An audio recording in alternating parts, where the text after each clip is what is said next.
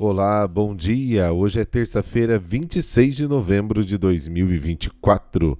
Sejam todos muito bem-vindos mais uma vez. E o super abraço de hoje é para os nossos ouvintes Rodolfo Souza e Patrícia Bonilha Souza. Hoje estão completando 13 anos de vida matrimonial. Um super abraço também para os filhos, o Miguel e o Samuel. Eles são de Campinas, São Paulo. Este podcast é um oferecimento. Supermercado Cambará. A garantia do melhor preço e aquele atendimento que você merece e faz a diferença. Econorte, revendedora Ford Kia. Ideal para você. A sua concessionária em São José dos Campos e Caraguatatuba, São Paulo. Farmácias Vale Verde. Mais que farmácia, nosso atendimento inspira saúde, beleza e bem-estar. Os contatos dos nossos apoiadores estão na descrição deste podcast. No Evangelho de hoje, começa o discurso de Jesus, denominado discurso apocalíptico. É um longo discurso que será o tema dos evangelhos dos próximos dias até o final da última semana do ano litúrgico.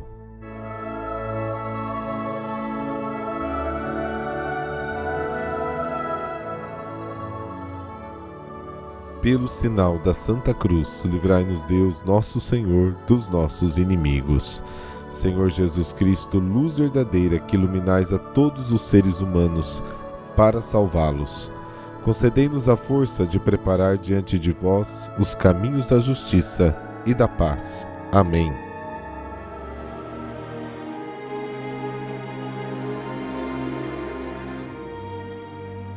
Lucas, capítulo 21, versículos de 5 a 11. O Senhor esteja convosco. Ele está no meio de nós. Proclamação do Evangelho de Jesus Cristo segundo Lucas. Glória a vós, Senhor. Naquele tempo, algumas pessoas comentavam a respeito do templo, que era enfeitado com belas pedras e com ofertas votivas. Jesus disse: Vós admirais essas coisas? Dias virão em que não ficará pedra sobre pedra, tudo será destruído. Mas eles perguntaram: Mestre, quando acontecerá isto? E qual vai ser o sinal de que essas coisas estão para acontecer? Jesus respondeu: Cuidado para não ser desenganados, porque muitos virão em meu nome dizendo, sou eu. E ainda o tempo está próximo. Não sigais essa gente. Quando ouvirdes falar de guerras e revoluções, não fiqueis apavorados. É preciso que essas coisas aconteçam primeiro, mas não será logo o fim. E Jesus continuou: Um povo se levantará contra outro povo, o país atacará outro país. Haverá grandes terremotos, fomes e pestes em muitos lugares. Acontecerão coisas pavorosas e grandes sinais serão vistos no céu. Palavra da salvação. Glória a vós, Senhor.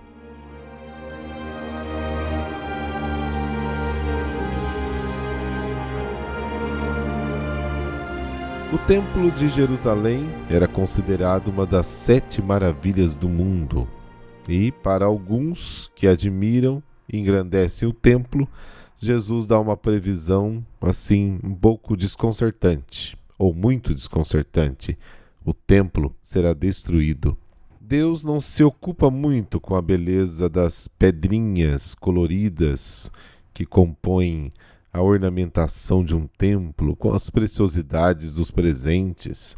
Ele quer um povo cuja vida mostre que Deus vive neles.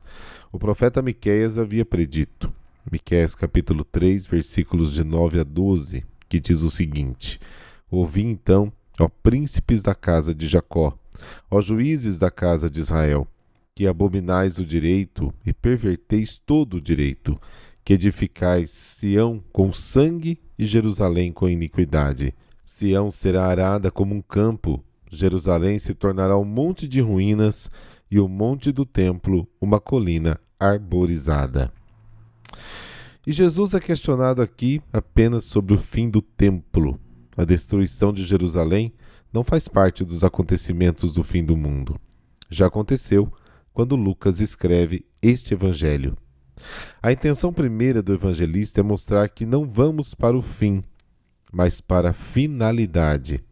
A dissolução do velho mundo é simultaneamente o nascimento do novo mundo. Jesus não responde à nossa curiosidade sobre o futuro, mas quer tirar as nossas ansiedades e alarmismos sobre o fim do mundo, que não servem para nada e só produzem danos. Ao medo do fim do mundo e da morte, Jesus oferece a alternativa de uma vida guiada pela confiança no Pai, uma atitude de amor que já venceu a morte. O Filho de Deus, que se fez homem, já nos revelou o destino do homem do mundo. O seu mistério da morte e ressurreição é a verdade, o presente e o futuro do mundo. Para os ouvintes de Jesus, a destruição do templo significava o fim do mundo e o regresso do Filho do Homem. Na verdade, significa o fim de um velho tempo e o início de um tempo novo. O fiel em Cristo não deve dar ouvidos a vozes falsas, enganosas. São Paulo também teve que alertar os cristãos de Tessalônica, escrevendo-lhes: rogamo-vos, irmãos, quanto à vinda de nosso Senhor Jesus Cristo e ao nosso reencontro com Ele, que não se deixem confundir e perturbar tão facilmente, quer por pretensas inspirações, nem por palavras, nem por qualquer carta passada como nossa, como se o dia do Senhor fosse iminente. Muitos virão e usurparão o próprio nome de Cristo, e a predição de sua manifestação ao mundo dizendo: sou eu. Bom, com essas palavras, que são a tradução do nome de Deus, né? Sou eu, ou eu sou, cada um deles se apresentará como Salvador, enviado definitivamente por Deus para completar a história do mundo. Jesus desmascara esses salvadores, chamando-os de sedutores. São Paulo, inclusive, apresenta assim o sedutor. Virá a apostasia e será revelado o homem da iniquidade, o adversário, aquele que se exalta acima de todo ser chamado e adorado como Deus, a ponto de estabelecer no templo de Deus, afirmando ser o próprio Deus. Segundo Tessalonicenses, capítulo 2. A falta de humildade é o primeiro sinal da mentira. Um só é o Salvador e o Senhor, aquele que se fez o último de todos e o servo de todos. Todos os sedutores são movidos pelo orgulho, pelo interesse, pela inveja, pela ganância. Eles usam Deus, sua palavra, seus dons, mas para se afirmarem. A propósito desses números, Jesus nos dá um sério aviso: não vos enganeis, não os sigais.